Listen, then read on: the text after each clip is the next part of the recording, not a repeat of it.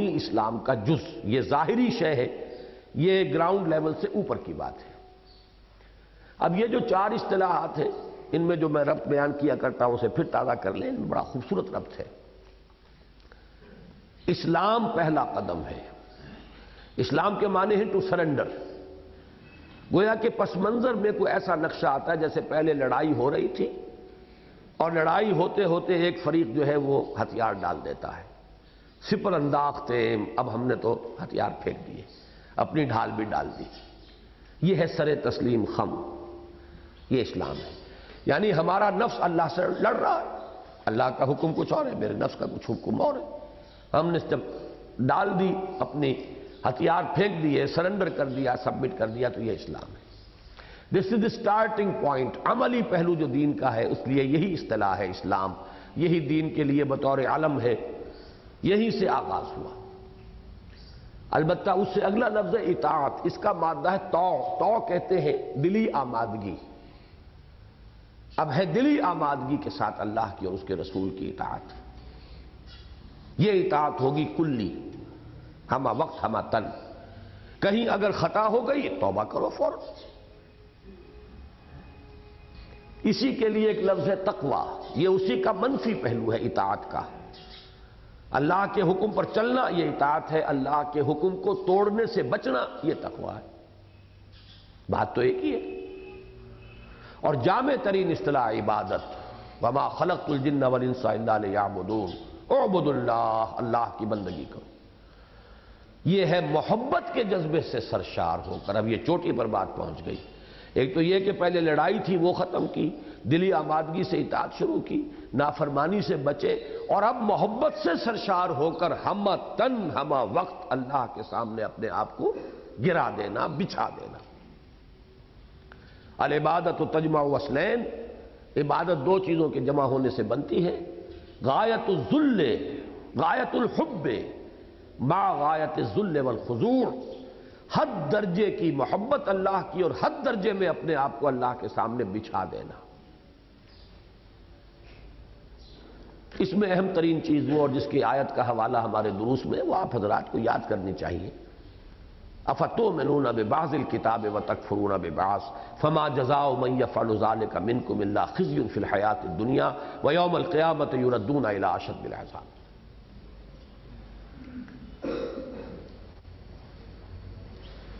اب ایک بات سمجھ لیجئے، ہمارے عوام الناس کا تصور دین، جیسا کہ میں نے عرض کیا، بس یہیں تک ہے۔ ایمان میں بھی یہی اقرار باللسان، شہادت یہ شہادت لسانی، اور کچھ تھوڑا سا دل کے اندر بھی۔ باقی یہ چار عبادات، اور اسلام کے اس سلیب کا بھی یوں سمجھیے چھت نہیں، اس کی سیلنگ صرف ہے، وہ لوور لائننگ ہے، اس کے سوا کچھ نہیں۔ لیکن ہمارے امت کے دو طبقات وہ اسی لیول پر خدمت سر انجام دیتے رہے۔ طبقہ علماء، وہ اپنے خطبات جمعہ، درس و تدریس، فجر کے بعد ترجمہ ہو گیا، مسائل بتا رہے ہیں، وہ اسی کے اندر تقویت پہنچاتے ہیں مسلمانوں کو۔ ظاہر باتیں اطاعت کریں گے، معلوم تو ہونا چاہیے، مسئلہ پوچھیں گے کہ یہ چیز جائز ہے ناجائز ہے، حلال ہے حرام ہے، یہ مسئلہ یوں ہو گیا ہے، اس کا کیا حکم ہے۔ یہ ایک بہت پازیٹو وہ کرتے رہے ہیں، اور تھرو انہوں نے کہا۔ ہم بھی اسی میں کچھ باطنی ایلیمنٹ جو ہے، کچھ محبت کی چاشنی بھی ہو، کچھ دنیا سے بے رغبتی حقیقتاً پیدا ہو جائے، کچھ رسول سے واقعتاً عشق ہو جائے صلی اللہ علیہ وسلم، اور یہ کہ اپنے مراقبوں وغیرہ کے ذریعے سے جو ان کا ایک میتھڈولوجی ہے ایمان کو گہرا کرنے کی کوشش، تو اسی میں کہ اس کے اندر ان کا اضافہ باقی یہ میدان بھی رہا۔ اگرچہ ایک دور میں ہماری امت کی تاریخ کا ایک دور ایسا رہا ہے کہ جس میں تصوف کا ادارہ جو ہے وہ در حقیقت اس لیول پر بھی زوردار کام کر رہا تھا۔ دعوت و تبلیغ کا بھی کام بہت بڑے پیمانے پر اسی ادارے کے تحت ہوا۔ ان کے ہاں یہ ہے کہ ایک ایک وقت میں 5,000 آدمی یہ جو نظام الدین اولیاء رحمۃ اللہ علیہ تھے، ان کی خانقاہ میں 5000 آدمی ایک ایک وقت لیتے تھے جو تربیت حاصل کر رہے ہیں، وہاں رہ رہے ہیں، پھر ان کو بھیج دیا جاتا تھا، اب تم وہاں جاؤ، تم وہاں جاؤ، تم وہاں جاؤ۔ وہ جو واقعات آپ سنتے ہیں کہ کسی کو بھیجا فلاں جگہ جا کر چارج لے لو، اب جاؤ وہاں پر جاؤ، تو اس دل میں کہ وہاں تو میرا فلاں بھائی جو ہے، پیر بھائی، وہاں پہلے سے موجود ہے، مجھے پتہ نہیں کیوں حکم دیا جا رہا ہے۔ لیکن جب پہنچے وہاں تو شہر سے اس دروازے پر جب پہنچے شہر کے، تو اس دروازے سے ان صاحب کا جنازہ نکل رہا تھا، تو معلوم ہوا کہ یہ ایک نظام تھا ان کا، اور اس میں یہ دعوت و تبلیغ کا جو نظام تھا وہ بھی اسی کے تحت۔ اسلام ہندوستان میں تو آپ کو معلوم ہے تبلیغ انہی کے ذریعے سے ہوئی، لیکن ہوتے ہوتے اس نے بس پھر صرف ایک اس سے ہٹ کر یہیں پر اپنی توجہ مرتکز کر دی۔ اس تبلیغی ادارے کی حیثیت سے تصوف کا رول بہت عرصہ ہوا ختم ہو چکا ہے، لیکن ایک دور تھا ہمارا، دور صحابہ کے بعد طویل عرصے تک یہ ادارہ جو ہے یہی تبلیغ کا ذریعہ رہا ہے، جو کہ ہمارے اس نقشے میں سیکنڈ لیول ہے۔ لیکن اس وقت کچھ کہہ رہا ہوں اس کے اعتبار سے، بلکہ کافی عرصے سے ضرورت ہے کہ وہ بھی رہا ہے،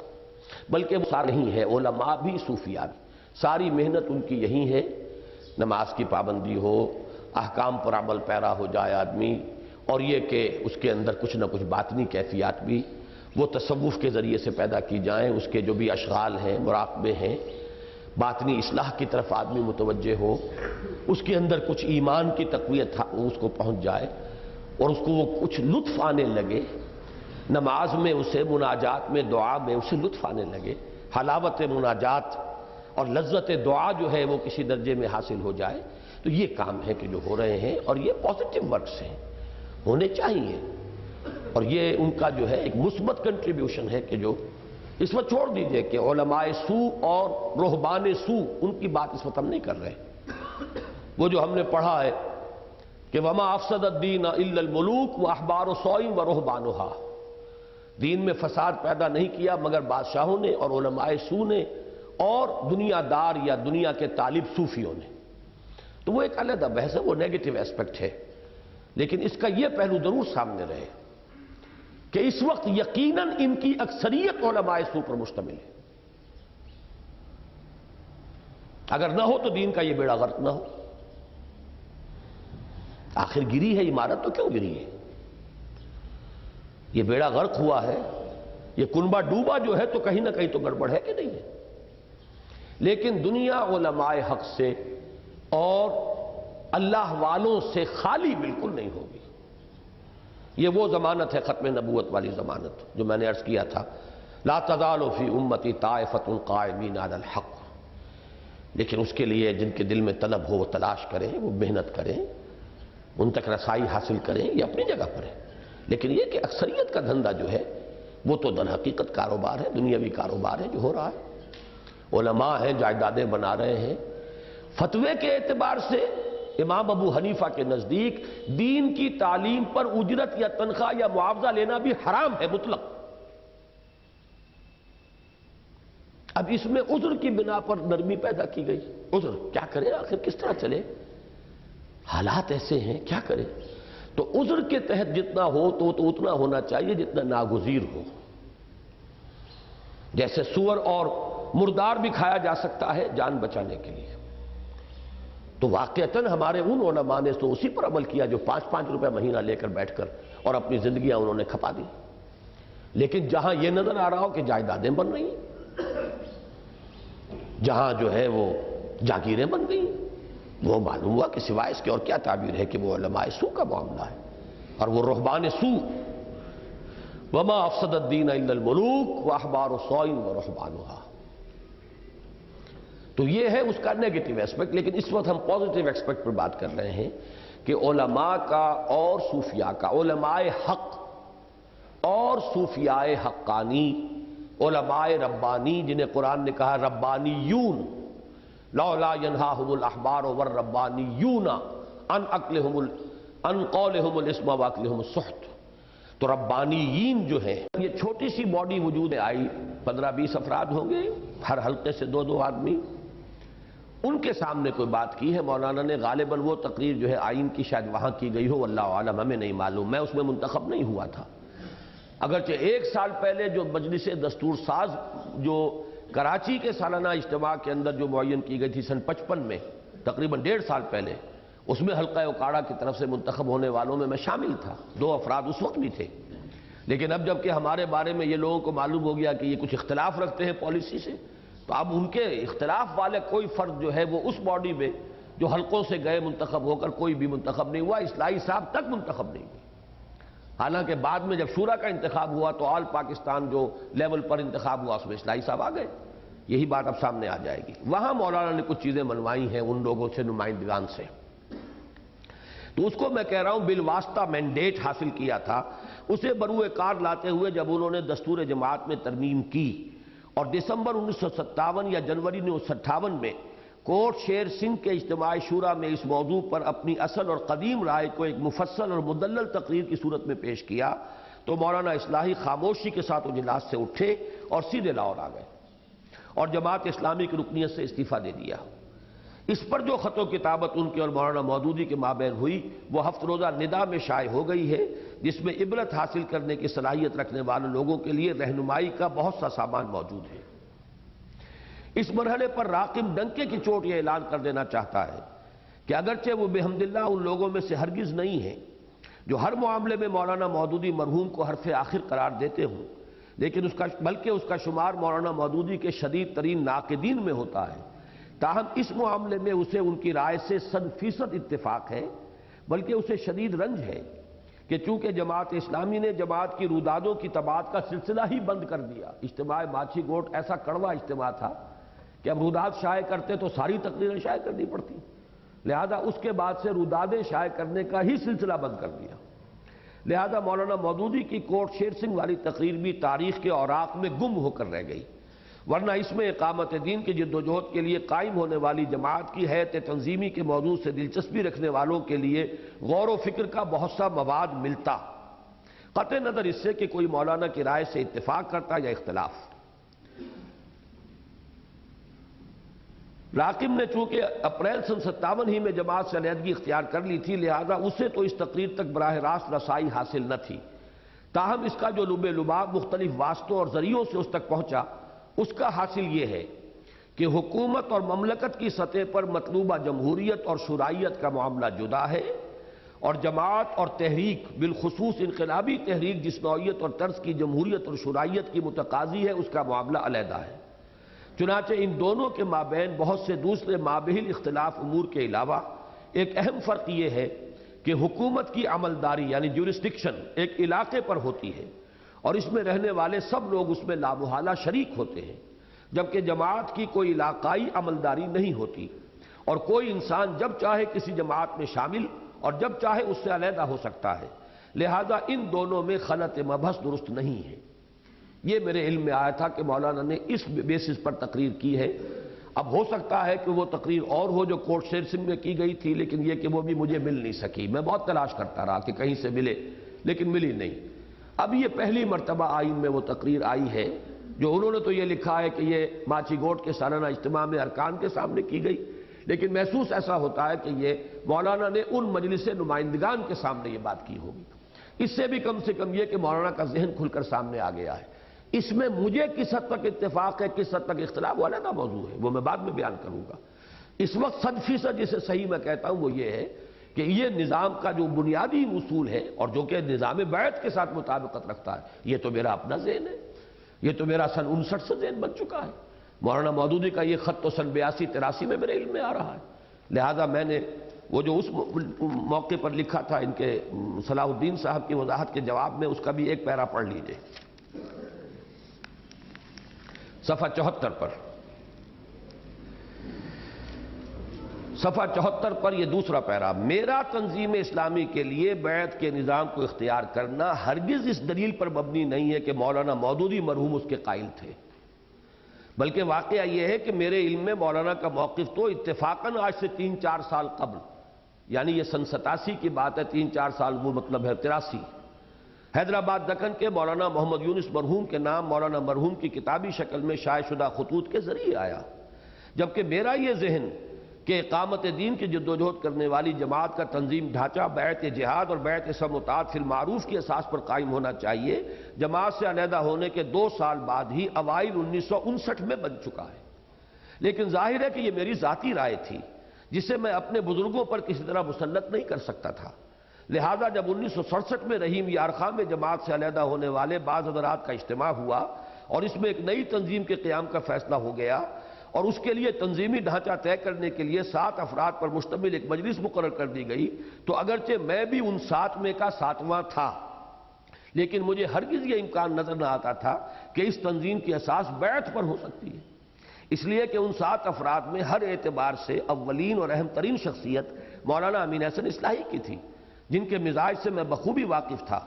تاہم میں چونکہ دوسرے مروجہ طریقے ہائے تنظیم کو بھی حرام نہیں بلکہ مباحات میں سے سمجھتا ہوں، لہذا میں ذہناً اس کے لیے بالکل تیار تھا کہ نظام خواہ کوئی بھی ہو، اگر اقامت دین کے لیے طریقہ کار درست ہو تو لازماً شریک رہوں گا۔ یہ دوسری بات ہے کہ یہ بیل منڈے تو کیا چڑھتی سرے سے اپچ ہی نہ سکی۔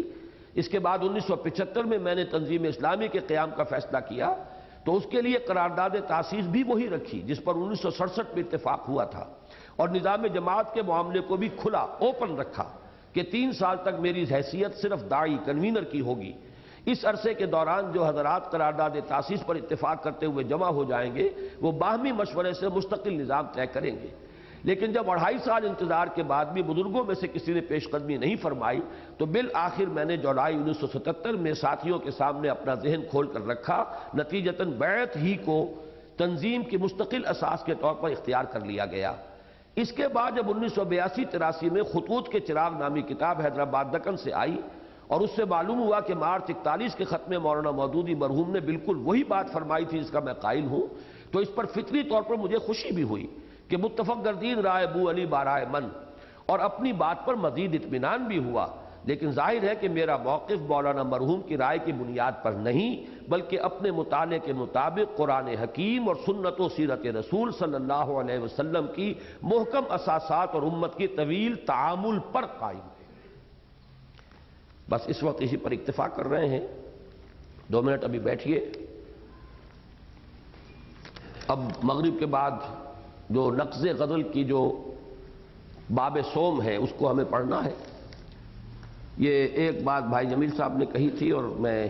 بار بار اس کی توجہ نہیں آپ کی دلوا سکا۔ ہمارا جو میثاق کا پرچہ تھا مارچ سن 87 کا اسلامی انقلاب کا مفہوم جس میں شائع ہوا ہے، یہ مکتبے میں جتنا موجود تھا وہ اس اجتماع میں تقسیم ہو گیا، لہذا اس کو واپس کر دیجئے، اس لیے کہ ہمارے پاس وہ ریکارڈ میں رہنے چاہیے پرچے، کچھ نہ کچھ ضرورت پڑتی رہتی ہے۔ وہ پرچہ جو ہے مارچ سن 87 کا جس میں اور انقلاب والا یہ مضمون اب ندا میں بھی 2 پرچوں میں آ چکا ہے، آپ حضرات کے پاس پچھلے پرچے میں آیا تھا اور باقی اب اس میں آ گیا ہے، لہذا وہ آپ کے پاس وہ مضمون کے حد تک تو جو ہے وہ دوسری سورس بھی موجود ہے اور اپنے پاس آپ کے ہاں گھروں پر وہ پرچے ہوں گے، تو یہاں وہ چونکہ تھوڑے سے پرچے تھے تو وہ پرچے آپ حضرات واپس کر دیجیے گا۔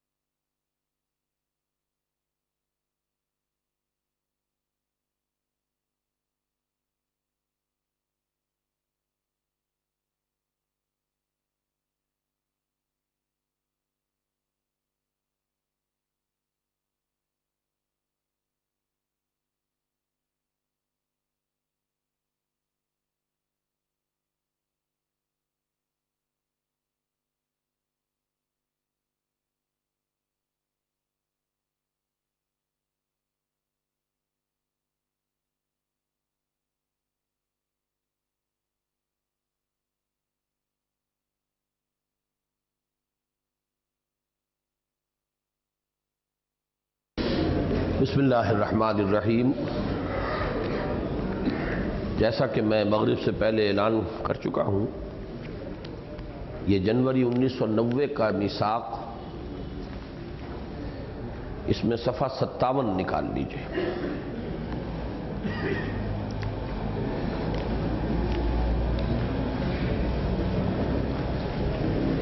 نقض غزل کے عنوان سے جو کچھ 5 اقساط میں چھپا تھا میثاق میں 1966-67 میں، اس کا جو اکثر حصہ ہے وہ در حقیقت کچھ دستاویزات پر مشتمل ہے۔ یعنی کیا قرارداد تھی کہ جو شورا نے پاس کی، پھر یہ کہ وہ کیا الزام تھا جو مولانا نے ارکان جائزہ کمیٹی پر عائد کیا، چارج شیٹ ان کی، پھر اس کے جواب میں جب زبانی گفتگو کے نتیجے میں مولانا مودودی صاحب نے مولانا اصلاحی صاحب کے سب کچھ کہنے سننے کے باوجود وہ اپنا الزام نامہ واپس نہیں لیا، تو پھر انہوں نے تحریری جو اس کا محاکمہ لکھا اور اس پر شدید تنقید کی، وہ طویل ترین ہے۔ اس میں اس پرچے کے اندر سب سے بڑی تحریر وہی ہے۔ تو اکثر و بیشتر جو ہے وہ دستاویزات ہیں، کہیں کہیں بعض جملے میں نے صرف واقعات کی ترتیب کو نمایاں کرنے کے لیے اس میں ایڈ کیے ہیں، ورنہ اکثر و بیشتر چیزیں وہی ہیں۔ البتہ یہ حصہ اس کا ایسا ہے، یہ ایک قسط جس میں میں نے مولانا مودودی صاحب اور مولانا اصلاحی صاحب کا جو اختلاف تھا اس کا پس منظر بیان کرنے کے لیے جماعت کی ایک تاریخ بیان کی۔ اس تاریخ کے بارے میں آپ کو یہ بتا دوں پیش کی کہ جب یہ میثاق میں چھپی اور مولانا اصلاحی صاحب نے پڑھی، پہلے تو ان کے علم میں نہیں آئی تھی، میں تو انڈیپینڈنٹلی پرچے کو چلا رہا تھا، سرپرستی ضرور تھی ان کی، لیکن یہ کہ میں از خود چلا رہا تھا، خود لکھ رہا تھا۔ تو تباہ ہونے کے بعد انہوں نے پرچہ پڑھا، تو پھر ان کا تبصرہ بھی بالکل وہی تھا جو مولانا عبدالماجد دریابادی کا تھا۔ اس مضمون پر جو تبصرہ ہوا تھا کہ جس میں مولانا فراہی اور مولانا ابوالکلام اور مولانا شبلی کے بارے میں میں نے جو باتیں لکھی تھی، اس پر جو مصرع لکھا تھا مولانا عبدالماجد دریابادی نے کہ در حیرتم کے بعد فروش کجا شنید، بائی نہیں یہی فقرہ پڑھا مولانا مودودی نے اس پر، مولانا اصلاحی نے۔ انہوں نے یہ فرمایا کہ واقعہ یہ ہے عزیزم کہ اگر میں بھی اس وقت تاریخ لکھوں تو سوائے اس کے کہ آپ کے اس خاکے میں کچھ میں رنگ بھر سکوں گا مزید، یعنی واقعات کا، اور کوئی اضافہ میں نہیں کر سکتا۔ بالکل صحیح تعبیر یہی ہے۔ میں حیران ہوں کہ تمہارے علم میں یہ باتیں کہاں سے آئیں۔ اصل میں مختلف مواقع پر جو ان سے گفتگویں ہوتی رہتی تھی، کبھی کوئی بات آ جاتی تھی سامنے، کبھی کوئی بات آ جاتی تھی، بس وہ اللہ تعالیٰ نے مجھے ایک ذہن منطقی دیا ہے، میں ان چیزوں کو جوڑتا ہوں، جوڑ کر اس کا ایک حجولہ بنا لیتا ہوں۔ تو انہیں حیرانی ہوئی کہ یہ تم تو اس وقت موجود نہیں تھے جماعت کے آس پاس، تو یہ ساری باتیں تمہارے علم میں کیسے آئی؟ یہ سند جو ہے مولانا اصلاحی صاحب کی، یہ پھر میں نے میثاق میں لکھ بھی دی تھی تاکہ سند رہے، بوقت ضرورت کام آئے، اس لیے کہ وہ اس وقت سرپرست تھے میثاق کے۔ اگلے پرچے میں نے ان کا تبصرہ یہ نقل کر دیا، اور اس سے گویا کہ وہ مستند ہے کہ مولانا اصلاحی صاحب نے یہ بات کہی تھی۔ باقی یہ میں اس کے سلسلے میں لکھ چکا ہوں کہ یہ جو مضامین چھپے ہیں، مولانا مودودی بقید حیات تھے اس وقت، اور نہ صرف یہ کہ بقید حیات تھے بلکہ ابھی وہ اس طرح سے معطل نہیں ہوئے تھے عمارت جماعت سے کہ جماعت کی عمارت چھوڑ کر اور ایک عضو معطل بن گئے ہوں، بلکہ یہ کہ امیر تھے، پورے طور پر کمانڈ انہی کے پاس تھی، پالیسی وہی بنا رہے تھے، وہ پوری طریقے سے ایکٹیو تھے۔ اس وقت انہوں نے اس میں سے کسی چیز کی کوئی نفی نہیں کی، کوئی تردید نہیں کی، جماعت کے کسی حلقے کی طرف سے میری اس تحریر کے اوپر کوئی نکیر نہیں ہوئی۔ اسی کو میں نے کہا ہے کہ یہ اس کو ایک طرح کا سند کا درجہ دینے والی شے ہے، اور یہی وجہ ہے کہ اب جو آئین نے مضمون لکھا ہے اگر ہم اس پر خاموش رہیں تو گویا کہ وہ شے مستند ہوگی کل کہ مضمون چھپا تھا، آپ نے اس کا کوئی جواب نہیں دیا۔ ہمیں روزانہ صاحب کا پیش آتا ہے فلاں بیان آپ کا آ گیا تھا، آپ نے نفی نہیں کی، لہذا ہم یہی سمجھیں گے کہ یہ آپ کا بیان صحیح ہے، اور بسا اوقات ہمیں پتہ بھی نہیں ہوتا کس اخبار میں وہ بیان چھپ گیا، سارے اخبارات تو ہم پڑھتے نہیں۔ تو بہرحال یہ تمام چیزیں اس وقت شائع ہوئی ہیں اور ان پر جماعت کے حلقے کی طرف سے کوئی نفی یا تردید کی کوئی بات نہیں آئی، ریکارڈ پر بالکل نہیں۔ لیکن میرے لیے زیادہ اہم بات تھی مولانا اصلاحی صاحب کی طرف سے تصویب کلی کہ ہاں یہی معاملہ ہے، اصل تاریخی پس منظر یہی ہے۔ اس میں چونکہ جماعت اسلامی کے آغاز کے حالات بھی ہیں اور جو پہلا اختلاف ہوا تھا اور جو لوگ علیحدہ ہوئے تھے اس کا پس منظر بھی ہے، اس اعتبار سے یہ تنظیم کے ہر رفیق کو سمجھنے چاہیے کہ یہ داستان اصل میں کیا تھی، کیونکہ ابھی مولانا منظور نعمانی صاحب بھی بقید حیات ہیں، مولانا علی میاں بھی ہیں، یہ لوگ جماعت سے علیحدہ ہو گئے تھے سن 42-43 میں، جماعت کے قیام کے تقریباً سال ڈیڑھ سال بعد۔ ان کی علیحدگی کا سبب کیا تھا؟ یہ ساری چیزیں ہیں جو آپ کے سامنے اس مضمون میں آ جائیں گی۔ مولانا مودودی اور مولانا اصلاحی کی رفاقت کا تاریخی پس منظر اور جماعت اسلامی کا تنظیمی ڈھانچہ۔ ارکان جائزہ کمیٹی پر الزام نامے کے جواب میں مولانا مودودی کے نام مولانا امین حسن اصلاحی صاحب کا یہ خط، جسے بعد میں ایک موقع پر پاکستان میں شام کے سابق سفیر جناب عمر بہاؤ الامیری نے، یہ جو سفیر تھے یہاں پر اور یہ اخوانی آدمی تھے ذہن کے اور مزاج کے اعتبار سے، تو یہ بھی ان لوگوں میں سے تھے جنہوں نے بڑی کوشش کی تھی کہ مصالحت ہو جائے مولانا اصلاحی اور مولانا مودودی کے مابین۔ تو ان کا یہ جملہ ہے، یہ مولانا اصلاحی صاحب نے مجھے سنایا تھا کہ اس شکوے کے باوجود کہ فیہ بعض الخشونہ، اس میں کچھ سختی ہے، درستی ہے، آپ کا انداز جو ہے وہ سخت ہے، لیکن اس کے ساتھ ہی ایک قاضی کا فیصلہ قرار دیا اور مولانا اصلاحی کو مخاطب کر کے اعتراف کیا کہ قد کتبت ھذا الکتاب کما یکتب القاضی قضاءہ، آپ نے اپنا یہ خط ایسے انداز میں لکھا ہے جیسے کہ کوئی قاضی اپنا فیصلہ لکھتا ہے۔ جماعت اسلامی کے ان دو چوٹی کے قائدین کے آپس کے تعلقات اور 17 سالہ رفاقت کے اختتام کی تمہید بن گیا یہ خط مولانا اصلاحی صاحب کا، اور اس خط کے ذریعے مولانا امین حسن اصلاحی صاحب نے گویا مولانا مودودی پر عدم اعتماد کا تحریری اظہار کر دیا۔ یہ چونکہ جماعت اسلامی کی تاریخ کا ایک انتہائی اہم واقعہ ہے، لہذا ضروری ہے کہ اسے اچھی طرح سمجھ لیا جائے، اور اس کے لیے ان دونوں حضرات کے تعلقات کے تاریخی پس منظر پر ایک سرسری نظر ڈالنا بہت مفید ہے۔ اصحاب ثلاثہ، 1940 میں جب جماعت اسلامی قائم ہوئی تو اس وقت بلکہ 41 ہونا چاہیے یہ، تو اس وقت جو لوگ مولانا مودودی کی دعوت پر جمع ہوئے ان میں اخلاص، تقوی اور للہیت کے اعتبار سے تو ہو سکتا ہے کچھ دوسرے لوگ بہت آگے ہوں، غیر معروف لوگوں کے اندر تقوی، اخلاص، للہیت معروف لوگوں سے کہیں زیادہ ہو سکتا ہے، لیکن مشہور عالم دین اور معروف اہل قلم ہونے کے اعتبار سے متحدہ ہندوستان کی جانی پہچانی شخصیتوں میں سے مولانا محمد منظور نعمانی مدیر الفرقان لکھنؤ اور مولانا امین حسن اصلاحی مدیر الاصلاح سرائے میر اعظم گڑھ کے نام صف اول میں شمار کیے جا سکتے ہیں، اور مولانا سید سلیمان ندوی مرحوم کے دو مشہور و معروف تلامذہ یعنی مولانا ابو الحسن علی ندوی جو اب بھی ماشاءاللہ بقید حیات ہیں اور مولانا مسعود عالم ندوی جو ان کا انتقال ہو چکا ہے مرحوم، صف ثانی میں سے قابل ذکر ہیں۔ مولانا مودودی، مولانا نعمانی اور مولانا اصلاحی نہ صرف یہ کہ عمر کے اعتبار سے تقریباً برابر تھے، اصلاحی صاحب 3 سال چھوٹے ہیں مولانا مودودی سے، اور مولانا نعمانی تو غالباً اصلاحی صاحب مولانا مودودی سے بھی بڑے ہیں عمر میں واللہ عالم، لیکن علمی و صحافتی زندگی کے اعتبار سے بھی تقریباً ہم سن تھے۔ مولانا مودودی کا ترجمان القرآن، مولانا نعمانی کا الفرقان، مولانا اصلاحی کا الاصلاح، ان تینوں پرچوں کی اشاعت تقریباً ایک ہی وقت شروع ہوئی۔ ان اصحاب ثلاثہ میں سے مولانا محمد منظور نعمانی پر دینی تعلیم کے قدیم سلسلے سے گہرے تعلق اور اصحاب تقوی و احسان سے قریبی روابط کی بنا پر علم دین کے ساتھ تقوی کا رنگ زیادہ غالب تھا۔ دیوبندی حلقے کے آدمی تھے،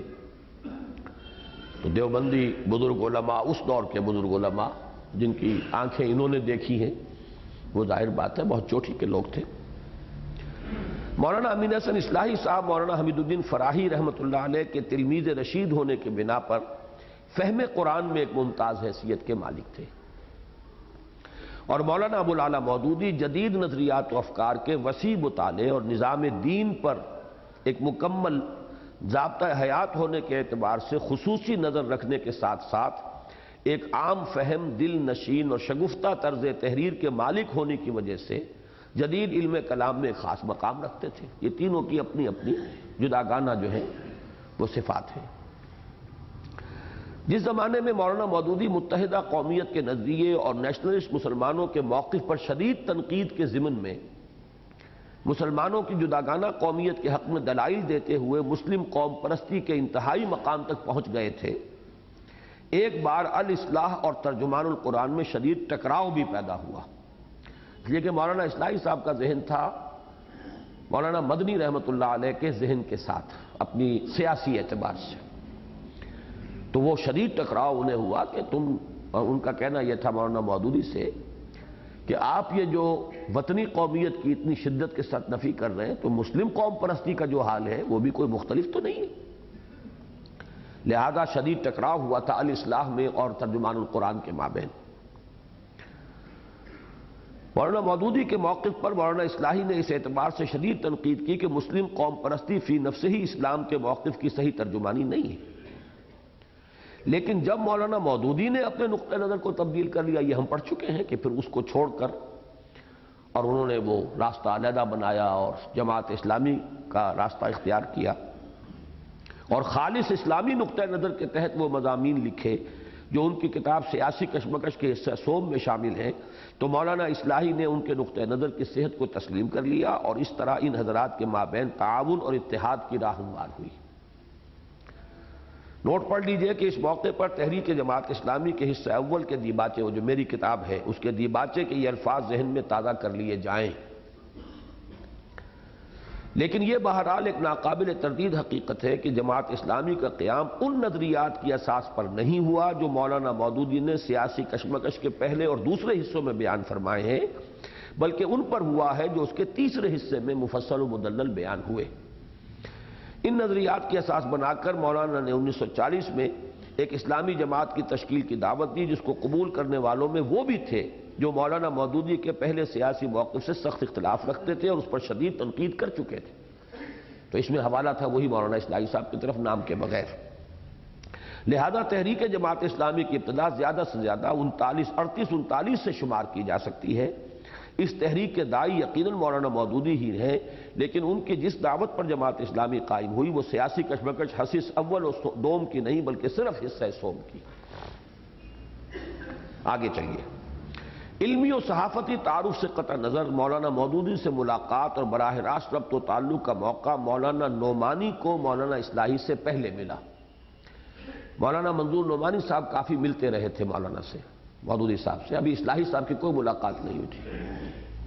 اصلاحی صاحب کو جماعت کی طرف لانے والے در حقیقت مولانا منظور نعمانی صاحب تھے، اور انہوں نے جیسے کہ آگے آیا ہے اطمینان دلایا مولانا اصلاحی کو، چونکہ ایک ذاتی تعارف تھا ہی نہیں، تو انہوں نے اطمینان دلایا تھا کہ اگرچہ کوئی بہت اونچے آدمی تو نہیں ہے دینی اعتبار سے، روحانی اعتبار سے، لیکن یہ کہ بہرحال اس وقت ہمارے اس دور زوال میں جیسے بھی لوگ ہیں ان میں غنیمت ہے ایک انسان اور کام چلانے کی صلاحیت رکھتا ہے۔ اور جب مولانا مودودی نے خالص اسلامی نصب العین پیش کر کے جماعت اسلامی کے قیام کی دعوت دی تو مولانا نعمانی ہی نے انہیں مولانا اصلاحی کو مولانا مودودی کے بارے میں یہ اطمینان دلایا کہ اگرچہ ان کی شخصیت اس معیار پر تو پوری نہیں اترتی جو اقامت دین اور اعلاء کلمت اللہ کا جھنڈا اٹھانے والوں کے لیے لازمی ہے، تاہم مولانا مودودی ایک کام چلاؤ آدمی بہرحال ہے۔ یہ الفاظ ہے جو مجھے مولانا اصلاحی صاحب نے بتائے تھے کہ یہ لفظ مولانا نعمانی نے استعمال کیا تھا، کام چلاؤ آدمی اس وقت جو مل سکتے ہیں بہرحال ہے، اور ان کے ساتھ تعاون و اشتراک کیا جانا چاہیے۔ مولانا نعمانی کی اس رائے کے پس منظر میں جو جذبہ کار فرما تھا اس کی نشاندہی خود انہوں نے اپنے ایک حالیہ مکتوب میں ان الفاظ میں کی ہے کہ اسلام کی سربلندی کا نصب العین زیادہ چھان پھٹک اور کھود کرید کرنے نہیں دیتا تھا۔ چونکہ ایک نصب العین سامنے آیا تھا کہ اسلام کو سربلند کرنا ہے، اب کوئی اور آدمی نظر نہیں آ رہا تھا، تو چھان پھٹک کریں، کھود کرید کریں تو آخر کہاں سے لائیں آدمی اس دور میں؟ تو وہ نصب العین جو ہے اتنا جو ہے اس کا ہم پر غلبہ ہو گیا تھا کہ ہم نے اس معاملے کے اندر وہ اہمیت نہیں دی کہ جو ان کے خیال میں بعد میں دینی چاہیے تھی، وہ بعد میں آ جائے گا۔ مولانا اصلاحی صاحب کی مودودی صاحب سے پہلی ملاقات جماعت میں شمولیت کے اعلان کے بعد ہوئی۔ اصلاحی صاحب کی اجازت سے مولانا نعمانی نے اعلان کر دیا تھا کہ وہ بھی شریک ہیں جماعت میں، بعد میں پھر ملاقات ہوئی ہے مولانا مودودی سے اصلاحی صاحب کی۔ اور مولانا نعمانی صاحب کی رائے کے برعکس مولانا اصلاحی صاحب کی جو رائے مولانا مودودی کے بارے میں قائم ہوئی، اس کا اظہار انہوں نے انہی دنوں میں مولانا نعمانی سے ایک نجی گفتگو میں بئی الفاظ کیا کہ لا فرق بینہ و بین پرویز، ان کے اور پرویز صاحب کے مابین کوئی فرق نہیں ہے۔ یہ الفاظ انہوں نے کہے تھے۔ اصل میں مولانا مودودی صاحب نے جب تفہیم شروع کی ہے تو کچھ حصے شروع کے دیے مولانا اصلاحی صاحب کو کہ آپ بھی دیکھ لیں، ذرا نظر ثانی کر لیں۔ تو مولانا نے کہا کہ میں نے جو انداز ان کا دیکھا تو معلوم ہوا کہ ان کے اور پرویز کے درمیان کوئی لمبا چوڑا فرق نہیں ہے۔ اول تو یہ ذہن میں رکھیے کہ یہ پرویز بھی اس وقت کے پرویز ہیں، ابھی ان کے وہ جو انکار حدیث کے خیالات ہیں اس طرح کھل کر سامنے نہیں آئے تھے۔ یہ بات ہم کر رہے ہیں سن 41 کے آس پاس کی۔ اس وقت جو ہے یہ غلام احمد پرویز جو ہے ابھی ابھرتے ہوئے مضمون نگار تھے، انشاء پرداز تھے، مسلم لیگ کے ورکر تھے، سیکریٹریٹ میں ملازم تھے، دلی میں تقریریں کرتے تھے، اور یہ کہ کچھ اچھے مضامین لکھا کرتے تھے قوم پرستانہ مسلم لیگ کی، اور چونکہ کچھ تھوڑا بہت وہ ان کو عربی سے کچھ شدبت تھی تو کچھ طرح کی چیزیں بھی وہ کرتے رہتے تھے، لیکن یہ کہ ابھی ان کی وہ گمراہی اس شدت کو جو انکار حدیث کی شکل میں سامنے آئی ہے وہ نہیں آئی تھی، اس لیے اس کو پس منظر میں رکھیے۔ اس وقت مولانا اصلاحی صاحب کا جو پہلا رد عمل تھا وہ یہ تھا کہ جیسے پرویز صاحب ہے، مولانا اصلاحی صاحب کے اپنے پرچے میں بھی مضمون چھپے غلام احمد پرویز کے اس زمانے میں، اور ترجمان القرآن میں بھی مضمون چھپتے تھے غلام احمد پرویز کے اس زمانے میں، اس لیے کہ وہ بعد ابھی نہیں ہوا تھا ان کا۔ اس کے باوجود مولانا اصلاحی صاحب کا جماعت میں شامل رہنا اس بنا پر تھا کہ ان کے نزدیک وہ مقصد اور نصب العین جس کے لیے کام کرنے کی دعوت مولانا مودودی صاحب نے دی تھی بہرحال بالکل صحیح تھا، اور دین کے اصل تقاضے اسی طریقے پر کام کرنے سے ادا ہو سکتے تھے جس طریقے پر کام کرنے کی دعوت مولانا مودودی نے دی تھی۔ تو چاہے آدمی ان کے نزدیک بہت اونچے نہیں تھے، کام چلاؤ تھے، یا لا فرق بینہ و بین پرویز مولانا اصلاحی صاحب کی رائے تھی، لیکن یہ کہ بہرحال وہ کام بہت ضروری تھا اور لازم تھا، اور رائے ان کی صحیح تھی، فکر ان کا درست تھا، لہذا ساتھ دینا ضروری تھا۔ متذکرہ بالا پس منظر میں جو اجتماعیت قائم ہوئی اس کا ایک پہلو تو یہ ظاہر ہے کہ اس میں داعی کی قوت جذب و کشش سے زیادہ نہیں تو کم از کم اس کے برابر دخل جمع ہونے والوں کے ذوق انجذاب کو حاصل تھا۔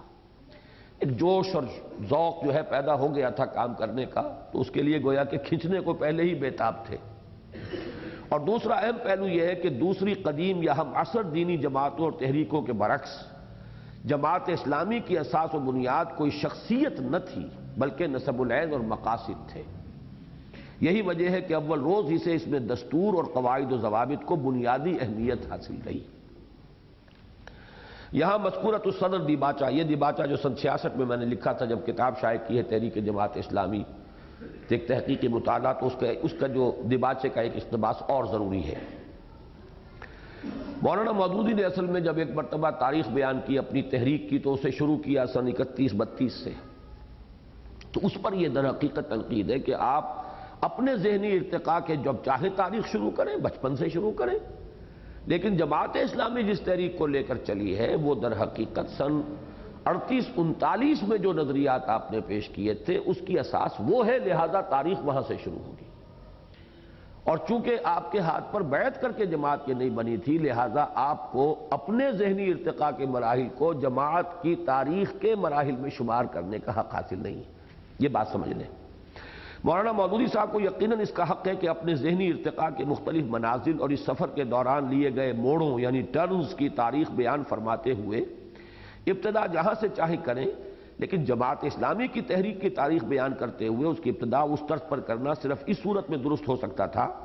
کہ جماعت اسلامی کچھ لوگوں کے مولانا مودودی کے ہاتھ پر بیعت کرنے سے معرض وجود میں آئی ہوتی۔ اس صورت میں کسی دستور کا مرتب ہونا اور امیر جماعت کا منتخب کیا جانا بے معنی ہوتا۔ چنانچہ جیسا کہ اس سے قبل اشارہ کیا جا چکا ہے، یہ جماعت اس طرح وجود میں نہیں آئی کہ کچھ لوگوں نے مولانا مودودی صاحب کے ہاتھ پر بیعت کی ہو، بلکہ اس کی تشکیل اس طرح ہوئی کہ کچھ لوگوں نے ایک نسب العین کے بعد ایک مخصوص تشریح اور مکمل دستور کے ساتھ وفاداری کا رشتہ استوار کیا، اور پھر انہوں نے اپنے میں سے ایک امیر اور اس کی مجلس شورا منتخب کی اور ان کے مابین اختیارات کی حدود کو معین کر دیا۔ یعنی گویا کہ شکل جو بن رہی ہے جماعت کی وہ نیچے سے اوپر کی طرف ہے، اوپر سے نیچے کی طرف نہیں۔ لیکن ایک بات موجود ہے کہ داعی کی حیثیت سے مولانا مودودی تھے۔ اب یا تو اسی بنا پر وہ امیر ہو جاتے خود بخود اور لوگوں سے بیعت لیتے، تب تو وہ تنظیم وجود میں آتی جو میں نے کہا اوپر سے نیچے جاتی ہے۔ لیکن یہاں یہ تھا کہ داعی ہونے کی حیثیت انہوں نے ختم کی کہ بس میں نے آپ کو جمع کر دیا تھا، جمع کر کے اب آپ اپنے میں سے اس کام کے لیے جس کو چاہیں امیر منتخب کریں۔ اب وہ نیچے سے چلا ہے معاملہ کہ انہوں نے امیر منتخب کیا۔ بہرحال اصل مسئلہ اب شروع ہو رہا ہے، جماعت کا پہلا تنظیمی بحران۔ جماعت کے قیام کے بعد جب دارالاسلام میں قرب میسر آیا، ابھی تو دور دور سے صاحب سلام تھی نا، مولانا مودودی دارالاسلام میں رہتے ہیں پٹھان کوٹ میں، مولانا نعمانی لکھنؤ میں رہتے ہیں، مولانا اصلاحی اس سے بھی آگے سرائے میر اعظم گڑھ بہار کی سرحد پر، صرف خط و کتابت کا معاملہ ہے۔ مولانا نعمانی صاحب تو ایک دو مرتبہ ملے تھے ان سے، مولانا مودودی سے اصلاحی صاحب کی ملاقات تو ہوئی اس وقت ہے جب یہ یہاں دارالاسلام آ گئے۔ جماعت کے قیام کے بعد جب دارالاسلام میں قرب میسر آیا اور ایک دوسرے کو قریب سے دیکھنے کے مواقع ملے تو جلد ہی مولانا محمد منظور نعمانی صاحب اور دوسرے بہت سے حضرات نے یہ محسوس کیا کہ مولانا مودودی کی شخصیت کے بارے میں ان کے پہلے اندازے بھی بہت مبالغے پر مبنی تھے، اور یہ کہ ان کی شخصیت کا اس کام سے سرے سے کوئی مناسبت ہی نہیں ہے، ان کی شخصیت کو اس کام سے سرے سے کوئی مناسبت ہی نہیں جسے لے کر وہ اٹھ کھڑے ہوئے ہیں۔ چنانچہ اپنے قیام کے 1-1.5 سال کے اندر جماعت اسلامی اپنے پہلے بحران سے دوچار ہو گئی، اور مولانا محمد منظور نعمانی، مولانا ابوالحسن علی ندوی، مولانا شاہ جعفر پھلواروی اور دیگر بہت سے اہم اور معروف شخصیتوں سمیت جماعت اسلامی کے کل ارکان کی 1/3 تعداد جماعت سے علیحدہ ہو گئی۔ یہ بڑا ہنگامہ ہوا تھا اور کافی وہ تحریریں اور اجتماعات، لیکن بالآخر وہ بہت بڑا کرائسس جو ہے وہ بس 1.5 سال کے اندر اندر آ گیا۔ اس میں اس وقت چونکہ یہ چیزیں پھر آ چکی ہیں پبلک میں، اس وقت تو ان حضرات نے پبلک میں کچھ بیان نہیں کیا تھا، خاموشی سے علیحدہ ہو گئے، نہ کوئی اعتراض کیا، نہ کوئی بیان دیا، نہ کوئی تحریر لکھی، نہ کسی کتاب میں کہ ہم کیوں علیحدہ ہوئے۔ حالانکہ میرے نزدیک ان پر ذمہ داری تھی کہ اس کو واضح کرتے ہیں، لیکن یہ کہ وہ ایک علیحدہ مسئلہ ان حضرات کا مسئلہ ہے۔ بعد میں انہوں نے وہ چیزیں اب لکھ بھی دی ہیں، شائع بھی کر دی ہیں، اگرچہ کی ہیں مولانا مودودی کی زندگی کے اندر یہ چیزیں آ گئی تھی، لیکن یہ کہ میرے نزدیک انہیں اس وقت کرنا چاہیے تھا اور کھل کر، مولانا مودودی نے بلکہ یہی کہا تھا کھل کر بات کریں، جماعت کے عام ارکان میں بات کریں۔ اس وقت ان حضرات نے تقویٰ کا تقاضا یہ سمجھا کہ اب یہ ذاتی باتیں ہیں اور ذاتی باتوں کو اس طرح جو ہے لانا لوگوں کے سامنے یہ مناسب نہیں ہے، اپنے طور پر یہ رائے قائم کر لی کہ دینی اعتبار سے یہ اس مقام پر نہیں ہے، کم سے کم مقام پر بھی کہ جن کے ساتھ تحریک اقامت دین کے قائد کی حیثیت سے ہم چل سکیں۔ اس میں جو چند باتیں جو معلوم ہوئی بعد میں وہ یہ کہ مولانا کے ہاں ایک مرد باورچی کام کرتا تھا، اس پر اعتراض تھا، جوان لڑکا ہے آپ کے گھر میں، پردہ ہونا چاہیے، یہ جوان باورچی کیسے ہے؟ تو مولانا نے کچھ یہ اس طرح کی معذرت کی کہ میری بیوی جو ہے بہت اونچے گھرانے کی ہیں اور ان کو وہ پکانے وغیرہ کا یہ نہیں ہے معاملہ، تو مجھے رکھنا پڑتا ہے مجبوراً ملازم کوئی۔ پھر یہ کہا گیا کہ پھر آپ کسی خاتون کو رکھیے، ماما کو رکھیے، تو انہوں نے کہا کہ پھر وہی بات ہو جائے گی، پھر میرا اس سے پردہ ہونا چاہیے۔ تو انہیں یہ جواب دیا گیا کہ وہ تو جو بھی ہے کام کرے گی باورچی خانے میں، مرد تو باورچی خانے میں نہیں جاتا، شاذ کا بھی اتفاق ہوگا، لیکن باورچی خانے میں جب مرد باورچی کام کر رہا ہو اور گھر کی مالکہ جو ہے وہ تو نگرانی کرتی ہے اس باورچی خانے کا سارا انتظام، تو یہ دونوں چیزیں برابر کیسے ہو گئیں؟ بہرحال مولانا نے اس پر جو بھی پوزیشن تھی مصر رہے اور وہ مرد باورچی ان کے ہاں کام کرتا رہا۔ اب یہ چیز ایسی تھی کہ جس کو ظاہر بات ہے کہ دینی مزاج اور خاص طور پہ ہمارے علماء کے جو اپنے معیارات ہیں اس کے اعتبار سے یہ چیز بالکل کمپیٹیبل نہیں تھی۔ اسی طرح یہ کہ فجر کی نماز میں نہیں آتے تھے مولانا۔ اب اس میں یہ کہ ان کی ایک عذر تھا کہ میں چونکہ گردے کا مریض ہوں، صبح کو میری طبیعت، رات کو میں کام بھی کرتا ہوں دیر تک تحریر و تصنیف کا، تو میں فجر میں نہیں آ سکتا۔ ان کا کہنا تھا کہ نہیں، فجر نماز فرض جو ہے وہ اولین ہے، ہر شے پر مقدم ہے۔ بلکہ یہ اعتراض تو بعد میں بھی چلتا رہا، جب یہاں لاہور میں اچھرے میں رہے مولانا تو لوگ کہتے، جب اعتراض کرتے تھے آپ فجر کی جماعت میں نہیں حاضر ہوتے تو مولانا یہی کہتے تھے، تو یہاں پہ شورا کے لوگ کہتے تھے چاہے موٹر کار آپ کہیں ہم آپ کے لیے جماعت اسلامی کے خرچے پر فراہم کر دیتے ہیں، آپ موٹر کار میں سوار ہو کر اور مسجد جائیں، لیکن فرض نماز جو ہے با جماعت آپ کو ادا کرنی چاہیے۔ مستقلاً فرض نماز سے بھی جماعت سے علیحدہ رہنا یہ صحیح نہیں۔ تو اس قسم کی چند چیزیں تھیں کہ جن میں یہ اختلاف جو ہے پھر وہ شدت اختیار کر گیا اور پھر یہ حضرات جو ہے علیحدہ ہو گئے۔ لیکن اس وقت مجھے اس کی داستان بیان نہیں کرنی، مجھے اصلاحی صاحب کی بات بیان کرنی ہے کہ اس موقع پر اصلاحی صاحب کا موقف کیا تھا۔ باقی وہ تو اب مولانا علی میاں تو ابھی زندہ ہیں اور مولانا منظور نعمانی صاحب بھی باقاعد حیات ہیں، انہوں نے وہ چیزیں لکھی بھی ہیں کچھ مولانا منظور نعمانی صاحب نے، لہذا جنہیں دلچسپی ہو وہ ان سے پڑھیں، ان چیزوں کو پڑھ لیں۔ اصل میں تو اصلاحی صاحب کا موقف کیا تھا یہ بہت اہم ہے اور بہت دلچسپ ہے، بہت معقول بھی ہے۔ اس موقع پر جو دو باتیں مولانا امین حسن اصلاحی صاحب نے ان حضرات سے کہیں وہ بعد کے پیش آمدہ واقعات کے اعتبار سے انتہائی اہم ہے۔ ظاہر بات ہے جب اختلاف چل رہا تھا تو وہ لوگ ان سے بھی کہتے تھے نا کہ بھئی دیکھیے آخر اس پر ہم کیسے اب ساتھ دے سکتے ہیں، تو گویا کہ کوشش ہوتی ہے کہ آپ بھی علیحدہ ہو جائیں۔ بلکہ جب مولانا نعمانی صاحب ہی لے کر آئے تھے انہیں جماعت میں اور وہ اب جا رہے تھے تو انہیں ایک طبیعی سی بات ہوتی ہے، فطری تو میں نہیں کہتا، طبیعی سی تو ہوتی ہے کہ جو میں جس کو لے کر آیا تھا تو اب ظاہر بات ہے کہ میں جا رہا ہوں تو وہ بھی میرے ساتھ جائے۔ تو اس کا جواب ہے یہ۔ مولانا اصلاحی صاحب نے جو دو باتیں اس موقع پر کہیں وہ بعد کے پیش آمدہ واقعات کے اعتبار سے انتہائی اہم ہے۔ ایک یہ کہ آپ حضرات چونکہ خود تدین و تقویٰ کے اعتبار سے بلند مقامات پر فائز ہیں، لہذا آپ کے لیے جائز ہے کہ آپ مودودی صاحب کی شخصیت کے ان پہلوؤں پر تنقید کریں جو تقویٰ کے منافی ہیں، لیکن میں چونکہ اس اعتبار سے خود تقریباً مولانا مودودی ہی کی سطح کا آدمی ہوں، لہذا اس معاملے میں زبان تان نہیں کھول سکتا۔ پہلی بات یہ۔ دوسرے یہ کہ میں اگر جماعت میں شامل نہ ہوا ہوتا تو بات دوسری تھی، شامل نہ ہوا ہوتا تو بات دوسری تھی۔ اب جب کہ میں جماعت اسلامی میں شامل ہو چکا ہوں تو اس سے علیحدگی کو معمولی بات نہیں سمجھتا۔ میرے نزدیک اب صحیح صورت یہ ہے کہ اصلاح احوال کے مقدور پر کوشش کی جائے، لہذا میں جماعت میں شامل رہ کر اس بات کی صحیح کرتا رہوں گا کہ ہم لوگ ایک دوسرے کی اصلاح کرتے اور ایک دوسروں کی خامیوں کی تلافی کرتے ہوئے آگے بڑھتے جائیں اور دین کی خدمت کی کوشش کریں۔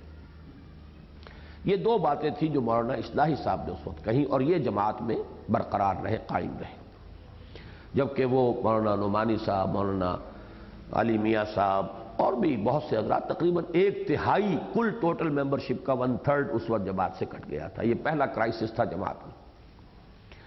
متذکرہ بالا بحران اور علیحدگیوں کے بعد مولانا امین حسن اصلاحی جماعت کے صف اول میں مولانا مودودی کے ساتھ تنہا رہ جانے کی بنا پر جماعت کی تنظیم میں واضح طور پر شخص نمبر 2 بن گئے، نمبر 2۔ ظاہر بات ہے کہ اب ان کے معیار کا تو کوئی اور آدمی رہا نہیں، وہ تو نعمانی صاحب تھے یا پھر یہ کہ کچھ علی میاں تھے۔ علی میاں بھی صف دوم کے تھے، پہلے یہ 3 تھے چوٹی پر، اب 2 رہ گئے، مولانا مودودی امیر اور یہ ان کے نمبر 2۔ اول تو یہی بات کہ ایک شخص کسی جماعت میں واضح طور پر شخص دوم بن جائے اس کی پوزیشن کو نازک بنا دینے کے لیے کافی ہے۔ وہ کیوں؟ وہ سمجھ لیجئے آپ کہ اگر وہ تنقید کرتا ہے کسی بات پر تو سمجھا جائے گا یہ امیر بننا چاہتا ہے۔ یہ جو ایک پوزیشن بڑی کریٹیکل ہو جاتی ہے کہ ذرا سا بھی اگر بولے گا تو کہ چونکہ قریب ترین وہی ہے، نمبر 2 وہی ہے، تو یہ کہ اس میں بڑی ایک پوزیشن جو ہے نازک ہو جاتی ہے کہ آدمی کو بہت محتاط رہنا پڑتا ہے۔ پھر جب صورتحال یہ ہو کہ مزاج اور نقطہ نظر کے اعتبار سے اس کے اور امیر کے مابین نمایاں فرق موجود ہو اور وہ اپنے ذمے یہ کٹھن خدمت بھی لے لے کہ اسے مقاصد اور نسب العین سے تعلق خاطر کی بنا پر نہ صرف اس کے ساتھ نباہ کرنا ہے بلکہ اس کی خامیوں اور کمیوں کی تلافی بھی کرنی ہے، تو صورتحال اور بھی نازک ہو جاتی ہے۔ لیکن یہ حقیقت ہے اور اس سے شاید کوئی شخص انکار کی جرت کر سکے کہ مولانا اصلاحی صاحب نے اس نازک اور کٹھن ذمہ داری کو کمال ہمت و تحمل کے ساتھ مسلسل 16-17 سال نبھایا۔ اس میں یہاں تک بھی ہوا ہے، بعد میں شاید ذکر بھی آ جائے، کہ مولانا اصلاحی صاحب کو خیال ہوا کہ میں اپنا رسالہ الاصلاح جاری کر لوں جو پہلے سرائے میر سے نکلتا تھا، اب یہاں سے شروع کر لوں۔ تو مولانا مودودی نے فرمایا کہ نہیں، دیکھیے یہ ٹھیک نہیں ہے، اب ایک خیال ترجمان کے ذریعے سے لوگوں کے سامنے آ رہا ہے، ایک الاصلاح کے ذریعے سے آئے گا، ذرا سا بھی فرق ہوا تو لوگوں کے ذہن کے اندر انتشار پیدا ہو جائے گا۔ تو تنظیم کا اور جو مولانا کا ذہن اب سامنے آ گیا ہے اس کا تقاضا تو یہ کہ ایک ذہن، ایک خیال، ایک نظریہ ہی لوگوں کے سامنے آئے، دوسری بات نہ ہو تاکہ انتشار ذہنی نہ ہو۔ تو اب یہ ایک اعتبار سے علمی موت تھی اصلاحی صاحب کی۔ 17 برس میں وہ اپنی وہ تفسیر کا بھی کوئی کام نہیں کر سکے، وہ تو بالکل جماعت کے جو بھی پروگرام ہوتے تھے انہی کے لیے وقف ہو کر رہ گئے۔ نمبر 2،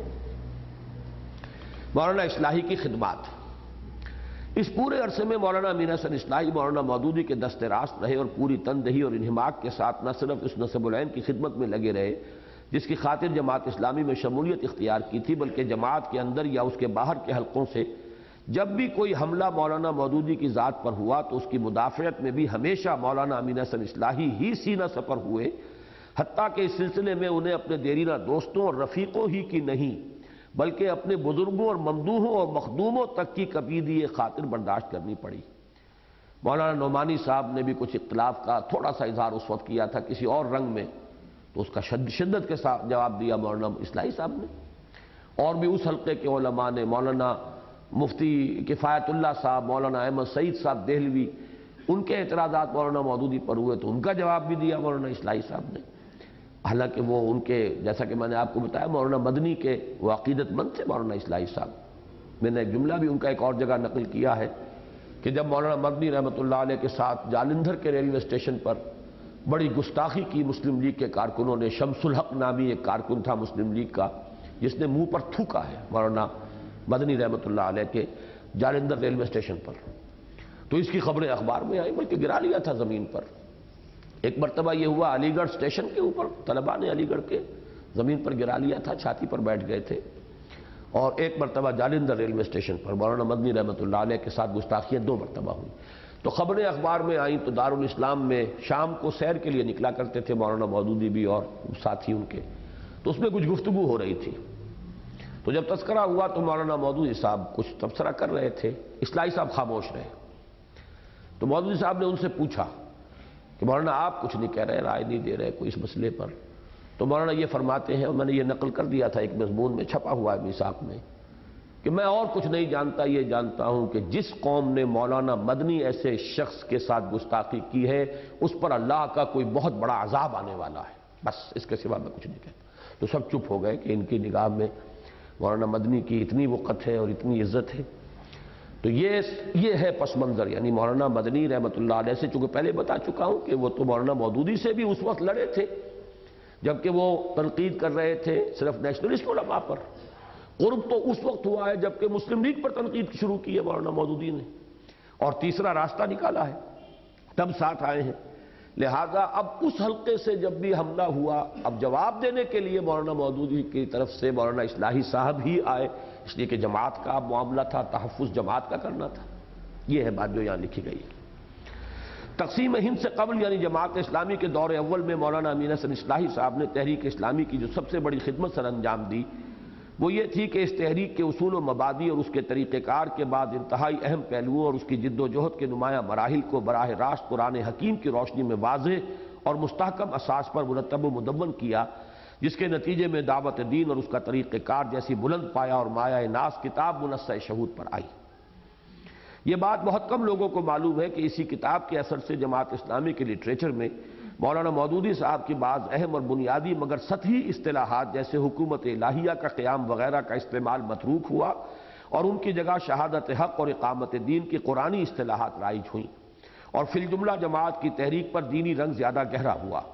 جماعت کی تقسیم ہند سے پہلے تک کی رودادوں کے مطالعے سے دوسری حقیقت جو واضح ہو جاتی ہے وہ یہ ہے کہ جماعتی زندگی کے مقتضیات اور اسلامی نظم جماعت کے اصول و فروع اور خد و خال کی وضاحت کے معاملے میں مولانا امین حسن اصلاحی صاحب نے اہم کردار ادا کیا۔ اب اس پر نوٹ بعد میں پڑھ لیجئے گا، آپ وقت کم ہے ہمارے پاس۔ تنظیم جماعت کے ضمن میں ایک اصولی اختلاف اب یہ چلا، اس تعاضد و تناصر، یہ سخت لفظ ہو گئے، عضد کہتے ہیں بازو، تعاضد ایک دوسرے کا بازو بننا، وَنَشُدُّ عَضُدَكَ، اے موسیٰ ہم تیرے بازو کو مضبوط کر دیں گے ہارون کے ذریعے، تو یہ ہے بازو بن جانا، تعاضد ایک دوسرے کا بازو بننا، تناصر ایک دوسرے کی مدد۔ اس تعاضد و تناصر کے ساتھ ساتھ اندر ہی اندر ایک معاملے میں مولانا اصلاحی اور مولانا مودودی کے مابین اختلاف بھی رہا۔ یہ معاملہ اسلامی نظام جماعت میں امیر کے اختیارات سے متعلق تھا۔ مولانا مودودی بحیثیت امیر جماعت اسلامی بحیثیت امیر جماعت اسلامی اپنے لیے غیر محدود اختیارات کے طلبگار تھے۔ ان کے نزدیک شورا کا مقام صرف یہ تھا کہ امیر کو اپنے مشورے سے مطلع کر دے، اس کے مشورے کو قبول یا رد کر دینے کا مکمل اختیار امیر کو حاصل تھا۔ گویا جدید اصطلاح میں مولانا مودودی کے نزدیک جماعت اسلامی کے امیر کو شورا پر ویٹو کا حق حاصل تھا۔ اس کے برعکس مولانا اصلاحی شدت کے ساتھ اس رائے کے حامل تھے کہ اسلامی نظم جماعت میں امیر کو شورا کے فیصلوں کا پابند ہونا چاہیے۔ یہ ہو سکتا ہے کہ اس معاملے میں مولانا اصلاحی صاحب کے پیش نظر اس مسئلے کے خالص علمی یعنی اکیڈمک پہلوؤں کے علاوہ خاص طور پر جماعت اسلامی کے مخصوص حالات بھی ہوں۔ بہرحال مولانا اصلاحی ابتدا ہی سے اس معاملے میں اپنے نقطہ نظر کو پوری قوت کے ساتھ پیش کرتے رہے، حتیٰ کہ تقسیم ہند سے متصل قبل الہ آباد کے کل ہند اجتماع کے موقع پر منعقدہ مجلس شورا کے اجلاس میں اس مسئلے پر سخت تلخی بھی ہوئی، اور اس وقت مولانا مسعود عالم ندوی رحمۃ اللہ علیہ تو رو پڑے تھے، باقاعدہ رقت طاری ہوئی کہ یہ معلوم ہوتا ہے کہ اب یہ جماعت تقسیم ہو جائے گی اور بٹ جائے گی۔ تاہم تقسیم ہند تک سے قبل تک چونکہ جماعت کا فعال دور ابھی شروع ہوا ہی تھا، شروع ہی نہیں ہوا تھا، لہذا اس معاملے کی اہمیت بھی زیادہ تر علمی یعنی اکیڈمک رہی۔ اس وقت طے یہ کیا گیا کہ یہ معاملہ رہے گا کہ اگر شورا کی اکثریت اور امیر کے درمیان اختلاف ہو جائے، اول تو یہ کہ پہلے تو یہ بات تھی کہ کوشش کی جائے گی کہ اتفاق رائے سے معاملات چلیں، وہ تو سبھی چاہتے ہیں اور مطلوب و مقصود ہے، کنسنسس رہے، کبھی اختلاف کی نوبت نہ آئے، ڈویژن کی نوبت نہ آئے کہ رائے شماری کی جائے۔ فرض کیجئے کبھی ایسا ہو جاتا ہے کہ شورا کی اکثریت ایک موقف پر ڈٹ گئی اور امیر جماعت دوسرے موقف پر ڈٹ گئے، وہ اس کو چھوڑنا صحیح نہیں سمجھتے، یہ اس کو چھوڑنا صحیح نہیں سمجھتے، تو اب کیا کیا جائے؟ تو اس دستور میں طے کیا گیا تھا کہ وہ معاملہ ریفر کیا جائے گا جماعت اسلامی کے ارکان کی جنرل باڈی کو۔ اب اگر جماعت کے ارکان کی جنرل باڈی اس رائے کی تصویب کر دے جو شورا کی رائے ہے تو امیر معزول ہو جائے گا، اس کا انتخاب دوبارہ ہوگا، اور اگر وہ اس رائے کو صحیح قرار دے دے کہ جو امیر کی رائے ہے تو امیر رہے گا، شورا معزول ہو جائے گی، شورا کا نیا انتخاب ہوگا۔ یہ فیصلے کا ایک طریقہ کار تھا کہ جو اس میں جس کو میں نے کئی جگہ کہا پیچ در پیچ فارمولہ، وہ بنانا پڑا۔ جب یہ ایک دستور اور اس کے اندر یہ اختیارات کا آپ اگر کوئی مسئلہ طے کریں گے تو کہیں نہ کہیں تو طے کرنا پڑے گا۔ یک جان دو قالب، تقسیم ہند کے بعد بھی مسلسل 9-10 برس تک مولانا مودودی اور مولانا اصلاحی مزاج کے شدید اختلاف کے باوجود یک جان و دو قالب ہو کر ساتھ کام کرتے رہے، اور پاکستان کے عوام اور جماعت اسلامی کے ارکان تو کجا، خود مرکزی مجلس شورا کے زیادہ سے زیادہ 1-2 آدمیوں کے سوا کسی کو بھی اس کا احساس تک نہیں ہوا کہ ان دونوں حضرات کے مابین کسی معاملے میں کوئی قابل ذکر اختلاف موجود ہے۔ واقعہ یہ ہے کہ یہ مولانا امین اصغر اصلاحی صاحب کا انتہائی ایثار تھا کہ انہوں نے اپنی شخصیت کو بالکلیہ مولانا مودودی کی شخصیت میں ضم ہی نہیں گم کر دیا۔ یہ لفظ مولانا مودودی نے بھی استعمال کیا ہے اپنی اس تقریر میں جو چھپی ہے میثاق دسمبر میں، گم کر دینا۔ اور اس معاملے میں انہوں نے صرف اپنے دیرینہ رفقا اور بزرگوں کے طعنے ہی برداشت نہیں کیے بلکہ اغیار کی پھپتیاں تک سہیں۔ کسی نے انہیں مولانا مودودی کا اینجلز قرار دیا، مارکس کے ساتھ اینجلز جیسے چپکا ہوا تھا مارکس اینجلز، تو گویا کہ مولانا مودودی کے ساتھ اصلاحی صاحب جو ہیں یہ ان کے اینجلز ہیں۔ اور کسی نے حکیم نور الدین قرار دیا کہ جیسے غلام احمد قادیانی کے ساتھ حکیم نور الدین، عالم تو وہ تھا، غلام احمد قادیانی عالم آدمی نہیں تھا، عالم بہت پکے عالم اور بڑے پختہ عالم تھے، یہ اہل حدیث عالم تھے بہت بڑے، حکیم نور الدین بھیروی۔ تو اصل میں تو بنانے والا جو ہے غلام احمد قادیانی کی شخصیت کو وہ حکیم نور الدین بھیروی ہے، وہی پھر خلیفہ اول بھی ہوا تھا۔ بہرحال مولانا اصلاحی پر یہ پھپتیاں خاص طور پر شورش کاشمیری یہ پھپتیاں چست کیا کرتے تھے، مولانا مودودی کے حکیم نور الدین یا مولانا مودودی کے اینجلز، یہ صحافی حلقے میں یہ تذکرہ ہوتا تھا۔ یعنی میں اس لیے بیان کر رہا ہوں کہ اس طرح چپکے ہوئے تھے مولانا اصلاحی اور بریکٹڈ تھے لوگوں کے سامنے کہ بالکل یک جان دو قالب۔ بہر صورت انہوں نے کبھی مولانا مودودی کے رجل ثانی سیکنڈ مین قرار دیے جانے میں آر محسوس نہ کیا، بلکہ جیسا کہ میں نے عرض کیا وہ الاصلاح نکالنا چاہا بھی تو مولانا نے روک دیا تو رک گئے۔ ایک اہم دستوری نکتہ یہ میں نے جو ابھی بیان کیا تھا آپ کے سامنے، وہ یہاں لکھا ہوا بھی آ گیا۔ اوپر امیر اور شورا کے مابین اختیارات کی تقسیم کے سلسلے میں مولانا مودودی اور مولانا اصلاحی کے نقطہ نظر کے جس اختلاف کا ذکر کیا گیا ہے وہ بالآخر اس طرح طے ہوا کہ جماعت اسلامی پاکستان کے دستور میں امیر اور شورا کے اختلاف کی صورت میں جماعت کے عام ارکان سے استصواب کی راہ حتمی طور پر متعین کر دی گئی اور طے کر دیا گیا کہ اگر جماعت کے ارکان کی اکثریت امیر کی رائے پر ساد کر دے تو شورا خود بخود معزول ہو جائے گی اور نئی شورا منتخب ہوگی، بصورت دیگر امیر معزول ہو جائے گا اور نئے امیر کا انتخاب ہوگا۔ عملی صورتحال اس سے یہ تو ضرور ہو گیا کہ نظری اعتبار سے جماعت اسلامی کے دستور میں امیر کے ساتھ شورا کو بھی ایک اہم اور مستقل بذات حیثیت حاصل ہو گئی اور ان کے مابین نزاع کی صورت میں تصفیہ کی ایک راہ متعین ہو گئی، لیکن عملاً جماعت اسلامی پاکستان میں شورائیت بطور ایک نظام انسٹیٹیوشن کبھی رائج نہ ہو سکی۔ وہ اس لیے نہیں ہو سکی کہ مولانا کا ذہن تو وہ تھا جو اس مضمون میں کھل کر آ گیا، وہ تو ڈرائیور کی اور کمانڈر کی اور وہی جانتا ہے کہ کیا شکل ہے، اور بسا اوقات فیصلے کے لیے وقت تک نہیں ہوتا کہ اب ریفر کریں، مشورہ کریں، یو ول مس دی بس۔ وہ جو ایک تحریک کا تو فلسفہ ہے ذہن میں تو ان کے وہ تھا۔ آزادی کے فوراً بعد جماعت اپنے فعال دور میں داخل ہو گئی اور اس میں کچھ تو حالات اور واقعات کی رفتار اس قدر تیز رہی کہ ایک قسم کی ہنگامی صورتحال ہر وقت طاری رہی جس میں مشاورت کے امکانات خود بخود ہی کم ہو جاتے ہیں، اور کچھ مولانا مودودی نے مسلسل یہ طرز عمل اختیار کیے رکھا کہ ہر اہم فیصلہ خود کر لیتے اور اس کے تحت آئندہ کے لیے عملی اقدام کی ابتدا بھی کر دیتے کسی جلسہ عام کی تقریر یا اخباری بیان میں۔ اس کے بعد جب شورا کا اجلاس ہوتا تو وہ غریبی صورتحال سے دوچار ہو جاتی کہ ایک اقدام کیا جا چکا ہے اور اب جماعت کا وقار اور اس کے امیر کی عزت یعنی پریسٹیج صرف اسی طرح قائم رہ سکتی ہے کہ جماعت اس عمل لائن آف ایکشن کو اختیار کر لے۔ اب ایک مسئلہ اور آ رہا ہے جس سے کہ ہمارا بھی مسئلہ ہے جو یہ صرف ماضی کا نہیں ہے، حال کا بھی ہے، اس کو بڑی توجہ سے پڑھنے کی ضرورت ہے۔ اس پر ہمارے ہاں پہلے کچھ گفتگویں شوراؤں میں تو ہوتی رہی ہیں، لیکن اب ہم آگے بڑھ رہے ہیں، اسی لیے اس ریفریشر کورس میں ہم نے کوشش کی کہ تمام نقبات جمع ہو جائیں، وہی اب ہمارا اس تحریک کا آگے ہراول جو ہے وہ دستہ ہے۔ تو اس کو سمجھیے، جماعت کی سول سروس، یہ جو ہمہ وقت ملازمین کا مسئلہ ہے جس کو بارہا میں نے کہا ہے کہ ایک انیویٹیبل ایول ہے برائی لیکن لازمی ہے، ناگزیر ہے، اس کے سوا گزارا بھی نہیں، لیکن یہ کہ اس کے اندر کچھ برائی کے پہلو بھی موجود ہیں۔ اب کوشش یہ ہوتی ہے کہ برائی کے پہلوؤں کو کم سے کم کیا جائے، جب انیویٹیبل ہے تو اسے اختیار